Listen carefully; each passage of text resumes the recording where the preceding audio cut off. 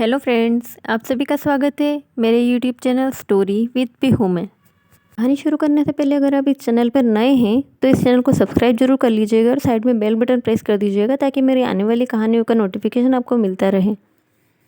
आज की हमारी कहानी का नाम है भरपाई।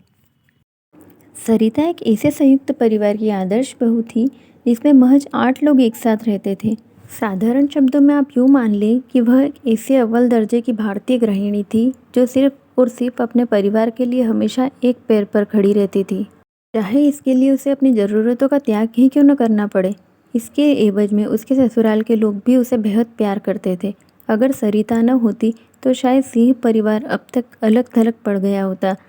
पर संयुक्त परिवार में सभी लोगों के लिए खास बनना भी इतना सरल नहीं है जितना कि सुनने में लगता है। पहले सुबह जग जाना, घर के सारे कामकाज करने के बाद एक एक सदस्य के लिए पसंदीदा खाना तैयार करना सरिता की एक दिनचर्या बन गई थी।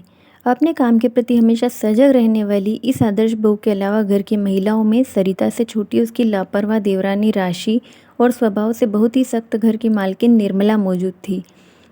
घर में उनकी चलती को मान लेने में ही भलाई है। यह कारण है कि वह इतनी कम उम्र में सिर्फ एकमात्र बेटी की माँ है। राशि साइकोलॉजी में पोस्ट ग्रेजुएशन की पढ़ाई कर रही थी।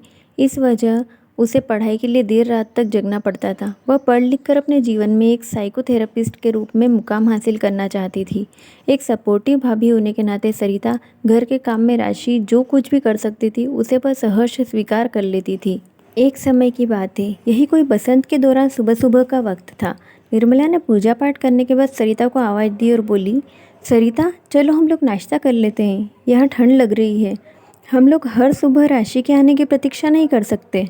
इसके बाद सरिता किचन में गई और प्लेट में खाना निकालने लगी। तभी एकाएक उसके दिमाग में शादी के शुरुआती दिनों के दौरान होने वाले कष्टों की यादें ताज़ा हो गई। सरिता उस सुबह को याद कर सिहर उठी जब उसे जगने में थोड़ी देर हो जाती थी। उन दिनों उसकी सास चुपचाप ही सही बहुत ही बुरा बर्ताव करती थी। वह उसके साथ लंच भी नहीं कर पाती थी। अपने ख्यालों में गुम सरिता कई साल बीत जाने के बाद फिर से उन पुरानी यादों को ताज़ा कर रही थी। वह नहीं चाहती थी कोई और उसकी तरह ऐसी कष्टदायक परिस्थितियों से गुजरे। होश में आने के बाद सरिता ने तत्काल राशि को मैसेज टाइप किया, गुड मॉर्निंग। मैसेज का नोटिफिकेशन बजते ही राशि अपने बिस्तर से उठ गई। वह 10 मिनट के भीतर तैयार होकर डाइनिंग टेबल पर खाने के लिए पहुंच गई। टेबल पर बैठी निर्मला को देखकर वह अंदर से काफ़ी सहमी हुई थी। उस वक्त घर में चारों ओर शांति छाई हुई थी। निर्मला खाने में व्यस्त थी। जब उसने अपने नज़रों को उठाया तो देखा सामने राशि बैठी हुई थी। उसने बड़ी ही बेरुखी से कहा, सरिता को बोलो कि चाय बना दे और मुझे भी एक कप दे। राशि डाइनिंग टेबल से उठी और किचन की ओर चली गई। थोड़ी देर बाद गर्मा गर्म चाय लेकर आई और उसे टेबल पर रखकर बैठ गई। निर्मला ने कप उठाकर चाय की पहले चुस्की ली। वही राशि चुपचाप उन्हें देख रही थी। तभी निर्मला अचानक से बोल पड़ी, इलायची की चाय मुझे बहुत पसंद है। माँ, राशि ने चाय बनाई है, वो भी खासकर आपके लिए। उसे मालूम है कि इलायची की चाय आपकी फेवरेट है। किचन के अंदर से सरिता बोली। उस वक्त राशि की खुशी का कोई ठिकाना नहीं था। वह अपनी भावनाओं को एक पल भी रोके बिना किचन में गई और सरिता को जोर से गले लगा लिया। थैंक यू, अगर आप हेल्प नहीं करती तो मैं चाय नहीं बना पाती। उस वक्त अगर आपने मैसेज नहीं किया होता तो शायद मैं अब तक सो रही होती। इसी बीच राशि ने अपने कंधे पर कुछ थपथपाहट महसूस की। पीछे मुड़कर देखा तो घर की मालकिन निर्मला खड़ी थी। उसके चेहरे पर एक प्यार भरी मुस्कान थी।